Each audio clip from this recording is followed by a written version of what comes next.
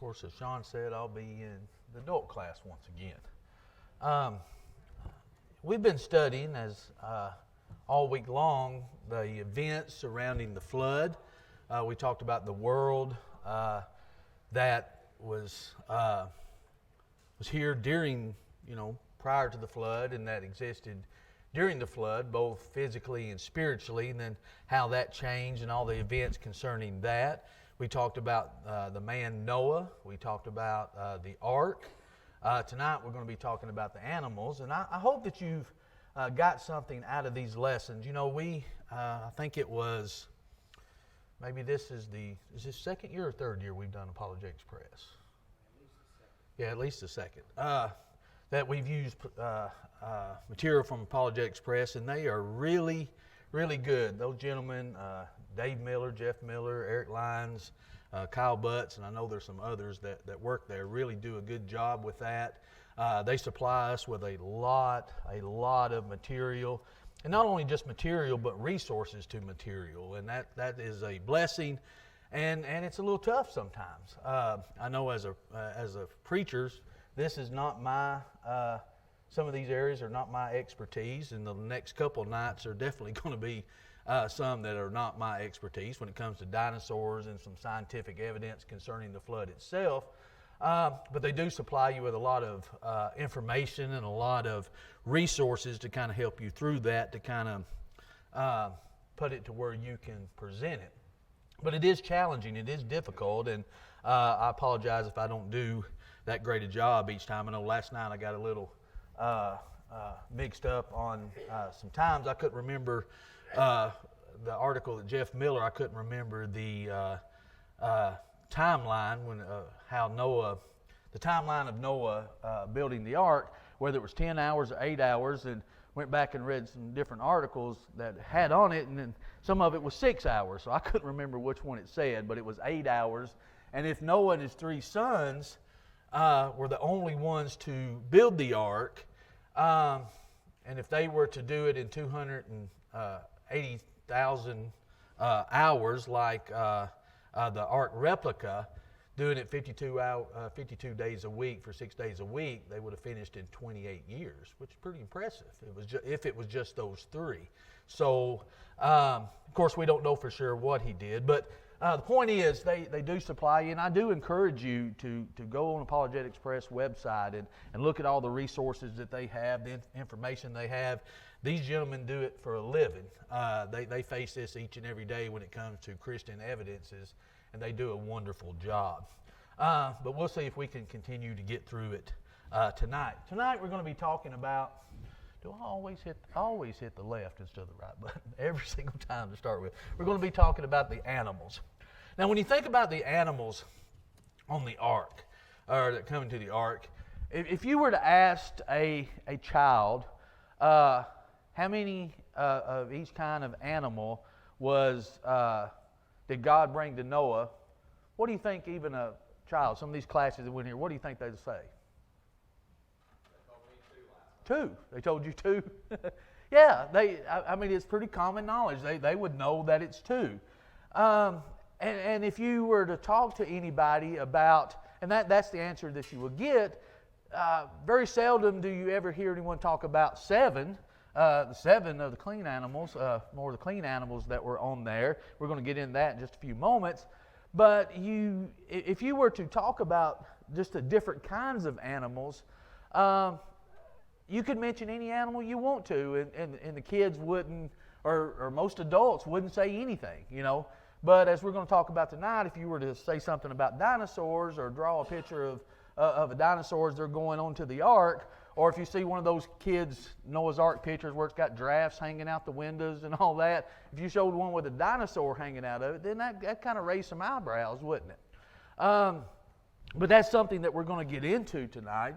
But when we think about the animals, I want us to look at a couple of things. I want us to think about all the different animals and what the Bible says about them coming onto the ark. In Genesis 6, starting in verse 19, it says, "Of every living thing of all flesh you shall bring 2 of every sort into the ark, to keep them alive with you. They shall be male and female, of the birds after their kind, of animals after their kind, of every creeping thing of the earth after its kind. 2 of every kind will come to you to keep them alive. Then you have over in Genesis chapter 7, verses 2 and 3, you shall take with you 7 each of every clean animal, a male and his female, 2 each of animals that are unclean, a male and his female. Also 7 each of birds of the air, male and female, to keep the species alive on the face of the earth. Genesis 8 and 20. Then Noah built an altar to the Lord, and took of every clean animal and every clean bird, and offered burnt offerings on the altar. Every moving thing that lives shall be food for you. I have given you all things, even as the green herbs. So let's talk about a few of these verses first, kind of as a platform before we get into our lesson.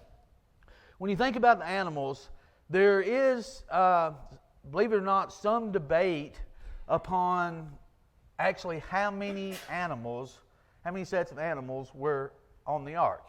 The 2 no one has a problem with. Where individuals have a problem is with the 7.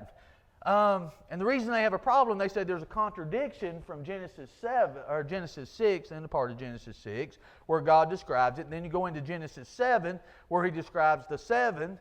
The first one, the 2, then goes into chapter 7, the 7 animals, the 7 kinds. But when you look at it, and they say that there's a contradiction.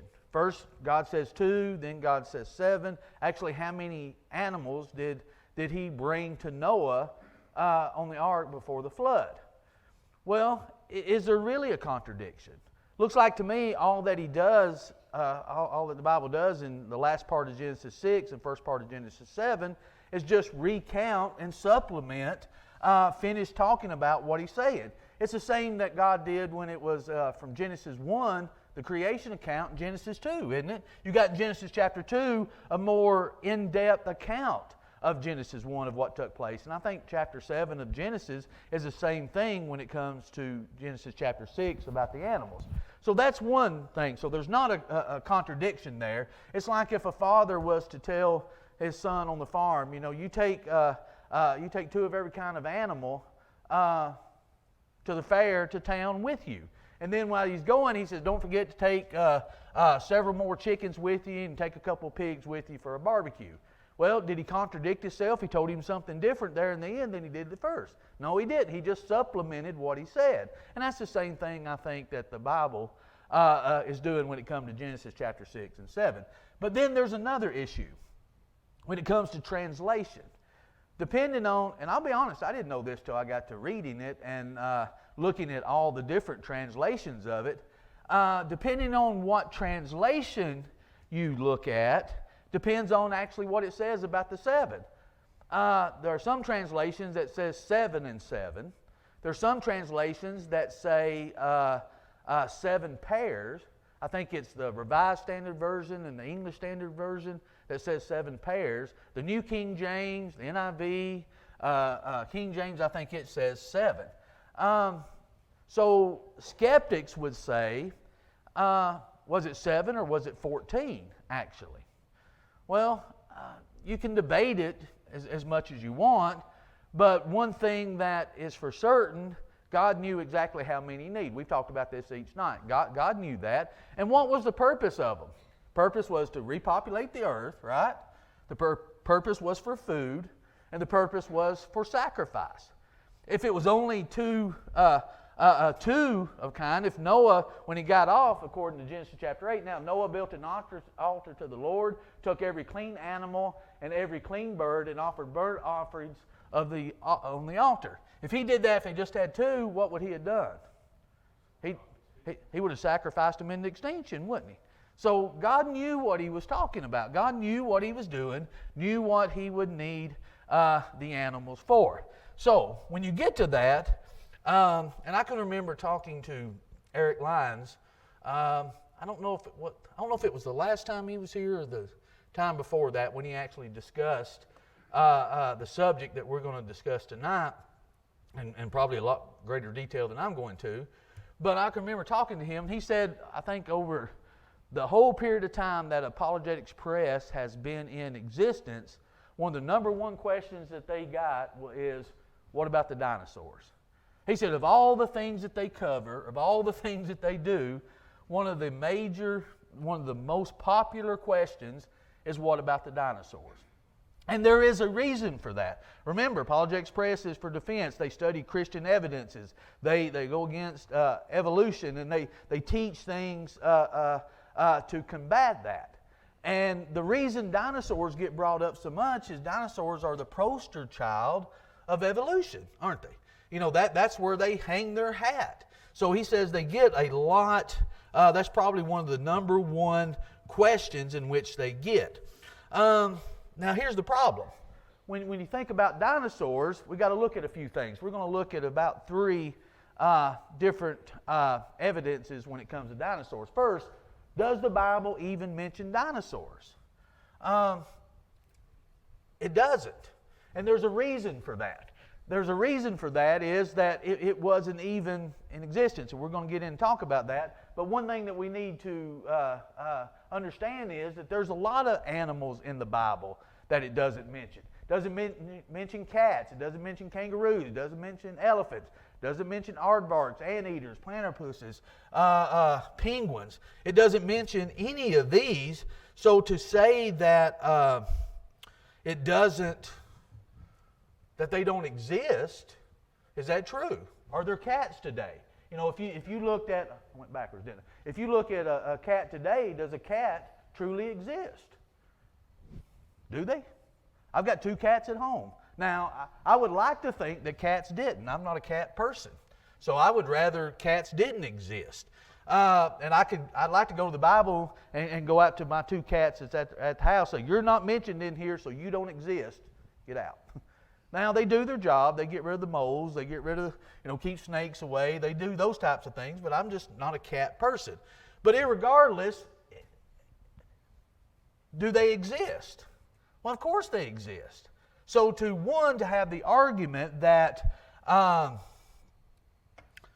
cats doesn't exist, or kangaroos don't exist, or elephants don't exist, is absurd. So to say dinosaurs didn't exist because the Bible doesn't mention them, I think has the same foot to stand on, which is none.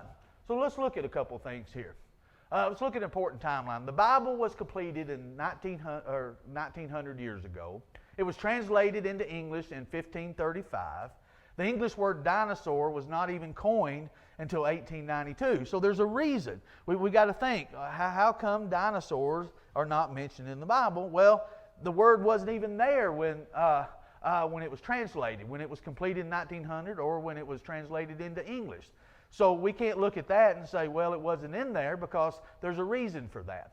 Even modern translations after 1842 don't even use the word dinosaur.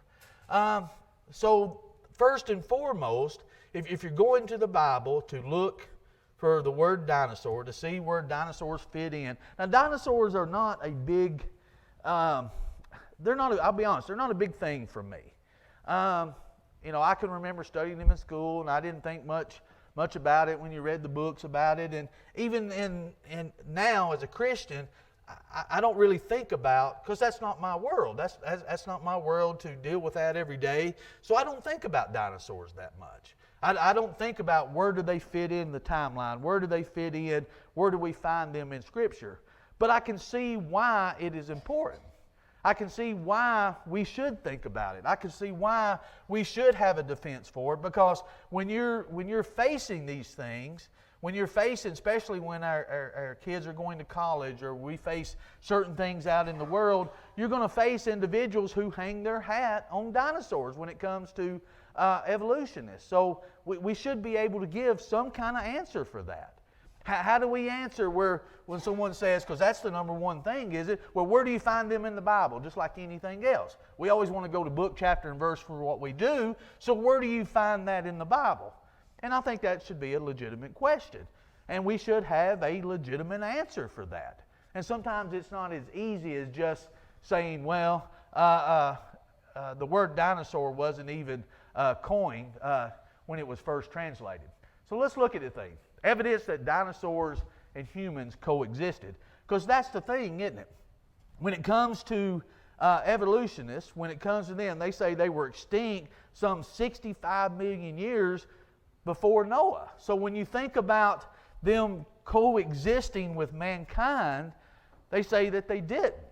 So here's the thing. Either dinosaurs existed, and if they existed, they have to fit into a timeline. They have to fit into a certain spot for the creation account to be true. So let's think about this and look at this. Let's look at the Bible itself. In Genesis 1, 24 through 25, it says, "Then God said, Let the earth bring forth a living creature according to its kind, cattle and creeping things and beasts of the earth, each according to its kind. And it was so. And God made the beasts of the earth according to its kind, cattle according to its kind, and creeping things on the earth according to its kind. And God saw that it was good." So let's think about this. According to the creation account, God created all the land animals on day 6, according to what we just read just a few moments ago. There is no land animal that was not created on day 6. And this is a very important point when you're thinking about dinosaurs. There is no land animal that was not created on day 6. That's what Genesis 1, 24 through 25 tells us. All the land animals were created then. Exodus 20 and 11 says, "In 6 days the Lord made the heavens and the earth, the seas, and all that is in them." So think about this. In day 6, the Lord made the heavens and the earth, the sea, and all that is in them. So if, let's just do some ifing, as Andy Griffith says here. If dinosaurs existed, when did they exist? If they truly existed, they would have had to have been created when everything else was, right? I mean, there's no way around that. It didn't say in 6 days the Lord made the heaven and the earth and sea and all that is in them except certain things. It was everything. So if it was everything, that would have to include dinosaurs itself. But again, dinosaurs aren't mentioned in Scripture as dinosaurs. But look and see what is. The behemoth in Job. When Job had, God had the conversation, remember Job was going through all that he went through. He had the conversation with his friends there, and then God chimes in and starts talking to Job. And what God was doing was proving to Job who he was. Job was getting kind of full of himself and saying, I need an audience with God. If I could just get an audience with Him, I would tell Him this, I would find out this. So God starts telling him different things about where were you, Job, when this happened, or where were you when that happened. And then in that process, notice what he says. "Look now at the behemoth, which I made along with you. He eats grass like an ox. See now his strength is in his hips. His power is in his stomach muscles. He moves his tail like a cedar. The seams of his thighs are tightly knit. His bones are like beams of bronze. His ribs like bars of iron. He is the first of the ways of God. Only He who made him can bring near His sword. Surely the mountains yield food for him, and all the beasts of the field play there. He lies under the lotus tree. He converts in a covert of reeds and marsh. The lotus tree covers him with their shade. The willows by the brook surround him. Indeed, the river may rage, yet he is not disturbed. He is confident, though the Jordans gush into his mouth, though he takes it in his eyes, or one pierces his nose with a snare. So here you have a creature that's introduced as he goes through this. That, does it sound like any other animal that's in existence today?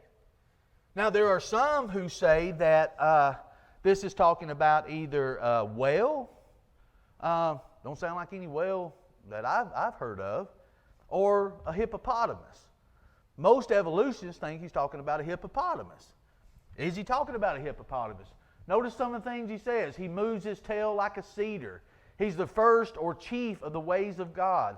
Only He who made him can bring near His sword. Now the things that he's describing about the behemoth is how we would describe different traits of a dinosaur today, if you put it in those terms. Now he doesn't use the actual word dinosaur, but one thing, if it is, there's the if again, if it is, If it is described like a dinosaur, like the fossils in which they're finding today, it does show that Job had knowledge of them because he knew what God was talking about and even coexisted with them.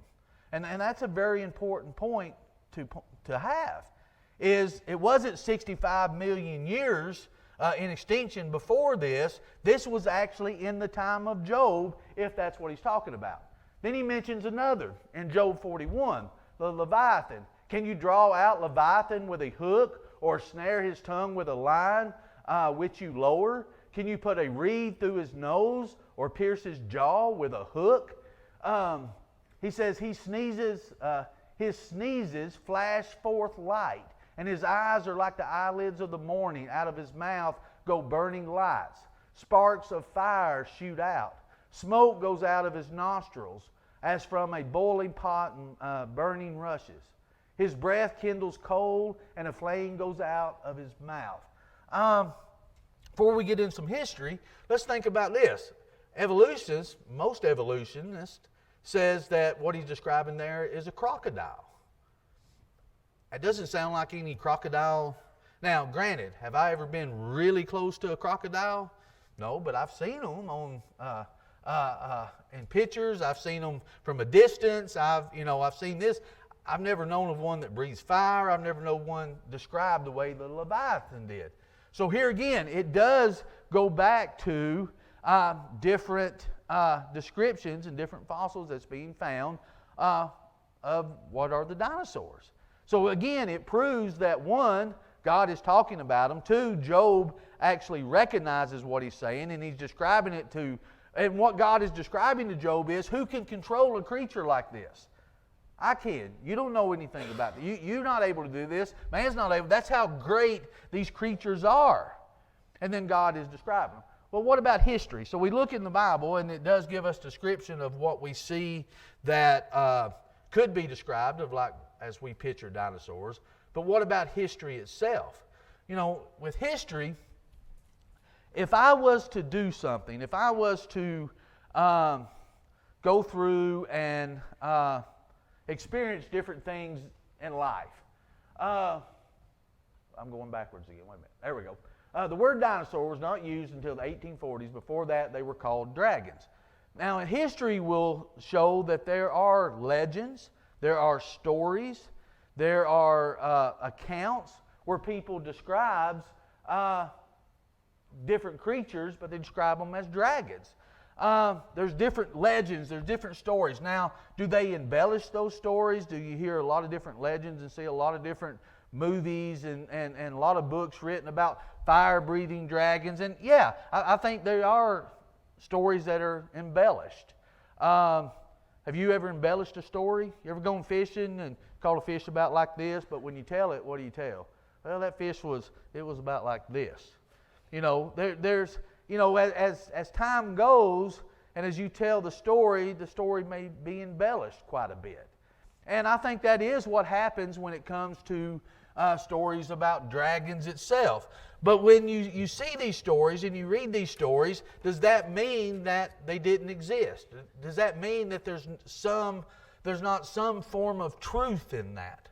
Again, when you think about dinosaurs, the word dinosaurs, it didn't get used, but the same creature that we would say has the characteristics of a dinosaur is in the legends and in the stories are dragons, which resembles the dinosaur. So you're actually talking about the same kind of creature, just like the Leviathan and the Behemoth. So when you think about these stories that's told throughout history, is that evidence that creatures such as that coexisted with man? That it wasn't something that was extinct, as I said, some 65 million years ago, as some critics and evolutionists actually say.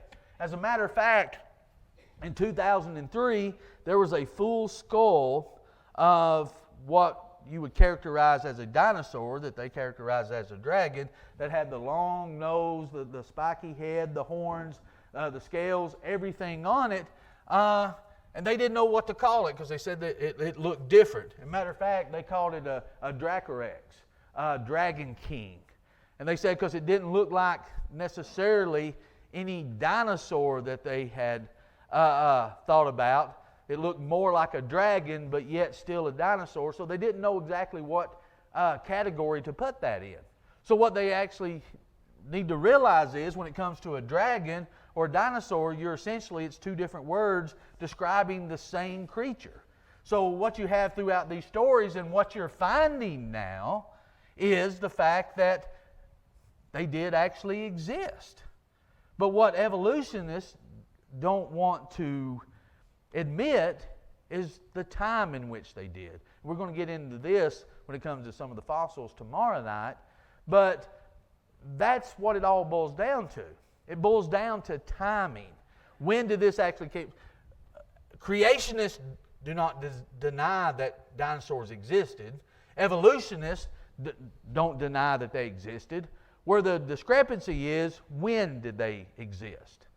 So what do you have to go by? You have to go by where the evidence can lead you. We've got biblical evidence of creatures, at least during Job's time and around that time, to where he at least knew about them, that had the same characteristics as what we would call a dinosaur and what they're finding fossils for. You have different stories and legends that have come down the pike about dragons and fire-breathing dragons from all kinds of cultures, from everywhere. There's some legend, there's some story concerning a dragon, concerning a fire-breathing dragon, or something of this. And if you were to kind of peel away all the embellishments and all the things that they add to it, you're still coming down to they existed. So what we have to figure out, when did they exist? Well, the Bible says they existed with man. The stories say they existed with man. Then you have physical evidence.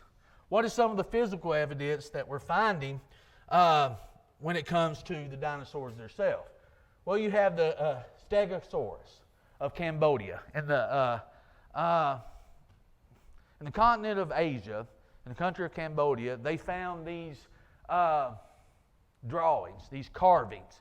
And these carvings actually existed before, and they found them before they actually had the fossil records of dinosaurs. This is before that. So they're finding drawings of a Stegosaurus on many of even the castle walls throughout Europe.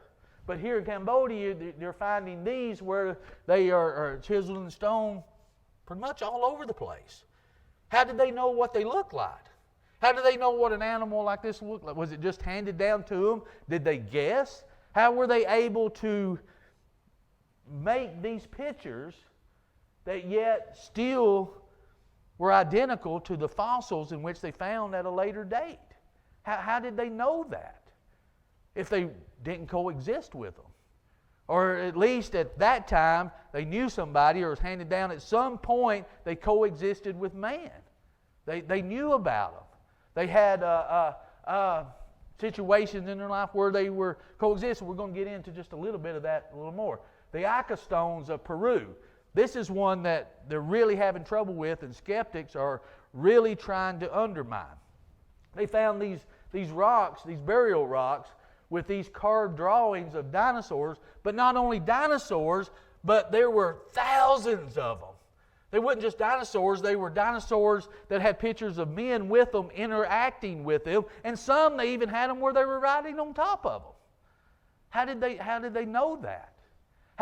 If they didn't coexist with them, if they didn't have some knowledge within a short span of time with them, how did they know that? So you've got biblical evidence, you've got stories of dragons and things, coming down the pike, and then they're finding at a pretty frequent rate a lot of physical evidence that they actually existed, but not only that they existed, but in the time in which it fits the biblical account, not only of creation, but of the flood and following. And that's what's important about it. Then you have the patasaurs of southeastern Utah. You have rock drawings of dinosaurs and man. Again, it's not just pictures of these creatures, these dinosaur-like creatures, I guess you could say, that we would coin as dinosaurs, but you have them interacting with man. They don't have them just by themselves. They have them interaction there with humans. So did they coexist? So as you go through this and you start seeing these kind of evidences, these things start adding up. Specifically from a Christian evidence point of view, it adds up to the fact, okay, the ball's back in their court. Here's all this evidence of this time frame of when they existed that doesn't go along with the 65 million years of them being in extinction. How do they explain that? Well, they're not wanting to. That's why they're trying to discredit these things, but they can't find any way to do that, because they're in places that they should be when it comes to an archaeological dig, or is it paleontology, I guess, when you're studying this. But when they find them in the areas in which for these cultures, for this time period, they're finding these things when they should find them. But what they can't explain is, why do they have pictures like they have that on them? Why do they have carvings? They didn't have, people would do like we would do today. We go on trips, what do? You got your cell phone with you, you're taking selfies, you're taking pictures of everywhere you go, you're taking pictures of things that you interact with, you're taking pictures of all that. Well, they didn't have cameras where they did selfies. So what did they do? They drew and they carved the things in which they were experiencing. So not only, again, do we have biblical examples, do we have the stories that and legends and all of these that they sometimes call myths that has nuggets of truth within them, but you also have the physical evidence. And that physical evidence keeps piling up. Now, when it comes to this, if I was to look at that picture, and I even tried to explain it, that don't mean a hill of beans to me. I don't understand it at all. But here's what it is. Here's what... I about need to read the article to you about it. So, evolutionists, and this is a big thing. When I first seen this, I almost thought about, I'm not even going to put that slide up there. I'm just going to skip this part. I'm going to just go on to something else and just, not even kind of add this, because it had a lot of resources to different things. And as I was reading all that, it had a lot of $4 words that I didn't know. But as I put it all together and I started reading these things, it did start to make sense to me why this find is so important. Evolutionists say that, when it comes to the fossil record and everything, the proteins that they find in them and dies out very quickly. So a lot of the fossils they find, and to prove that it was 65 million years ago they were in extinction, here you don't have that, so that proves it was how long ago they've been extinct. What they're finding now, when they find these bones, they're actually putting minerals on them to pull it apart, and they're getting these cells and these vessels, and they're finding these proteins, these soft proteins and elastins inside these. You say, well, what does that mean? Probably the same thing I did. That means nothing to me. But what that means is, if you're still finding it, they couldn't have been dead as long as evolutionists say they were. So that's actually a pretty substantial find.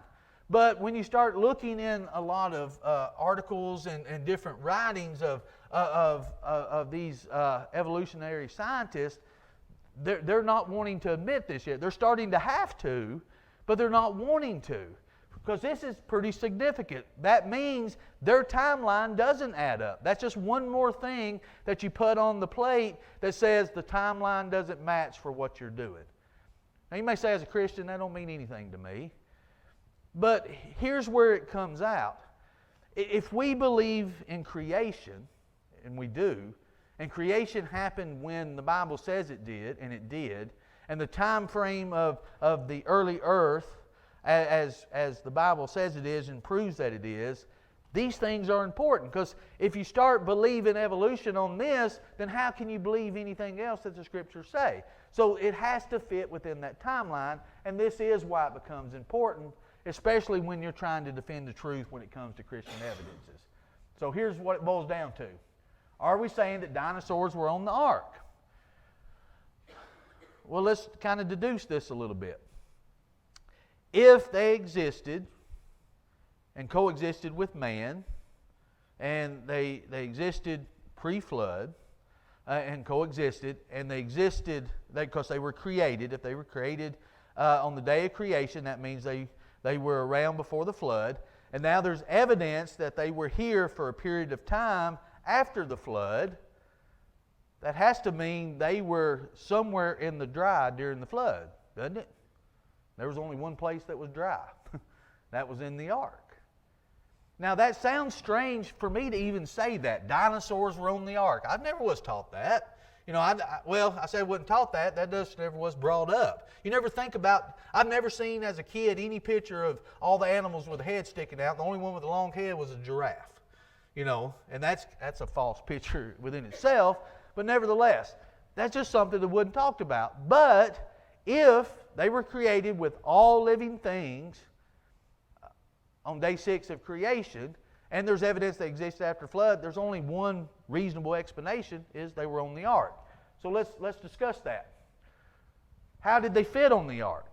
How in the world could you get there? Well, it's the same thing we talked about with animals. The largest fossil dinosaur egg indicates that a 40-foot-long dinosaur laid eggs that were less than a foot in diameter. The average size of a dinosaur was about the size of an American bison.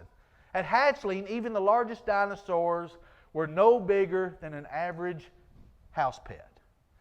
So in other words, a young dinosaur wasn't any bigger than a dog. So the space, if it was a young dinosaur, it didn't have to be one that grew to 120 feet long and weighed 110 tons. It didn't have to be one of those. It could have been a hatchling. It could have been one size of a bison, or it could have been one size of a dog. The thing is, it's possible. And here's the thing when it comes to Christian evidences. There's things in the Bible that we look at and say, things that pertain to my salvation, things that do these, all these things are true. When it comes to trying to combat evolution with the Christian evidences for the biblical account, then all we need to prove on a lot of these things are that it's a possibility. It's like being in a court of law, beyond a shadow of a doubt. That's what you're doing. You may not convince them, but you have to plant that seed that here's how it's possible. And that's one way that it's possible when it comes to the dinosaurs. They didn't have to be huge, 120 feet long, or weighed 110 tons. So what happened to the dinosaurs? That could be a big question. One, change of environment could have happened to the dinosaurs.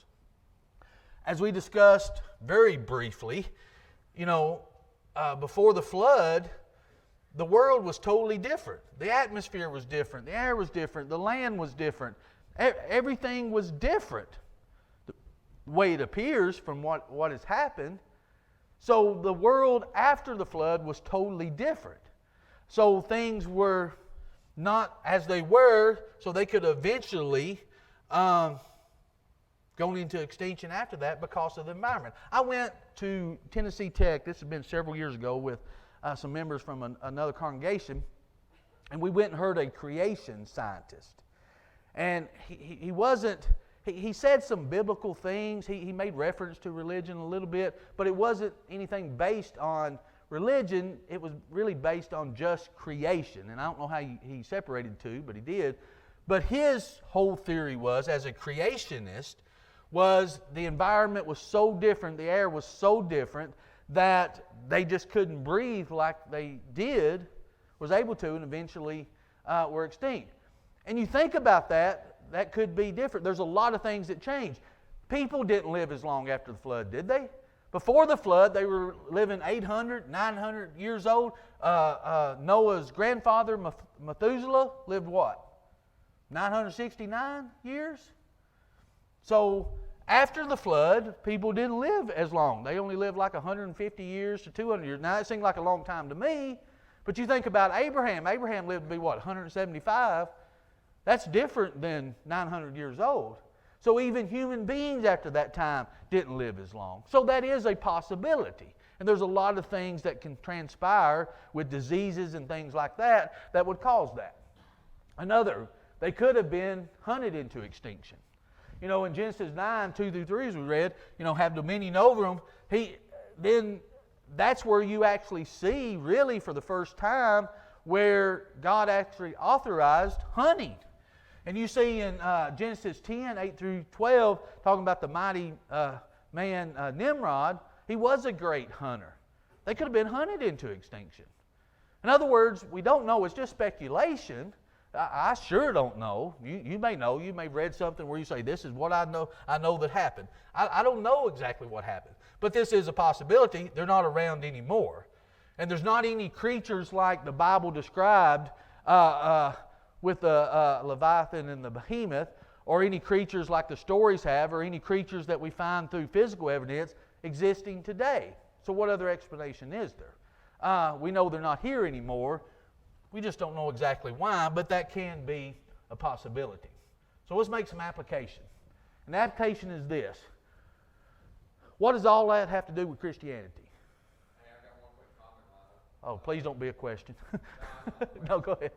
I just found it interesting. If somebody kept their Bibles open to Psalm 74, verse 14, it says, "You broke the heads of Leviathan in pieces and gave them its food to the people inhabiting the wilderness." So now when it says heads there, it makes you wonder if Leviathan had multiple heads. But when you go back and look at Job, it seems like Leviathan probably had one head because only the tongue was pierced. Yeah. Multiple tongues. So Right. what could it mean when you pierce the heads of Leviathan? It could be that it's plural Leviathan. God could have killed all Leviathan at that point. Oh, yeah, I believe there's more than just one of them. Yeah, I think that's a good point, Caden. Matter of fact, I think I did have Psalm 74 down here. I just didn't put it up there. I appreciate that.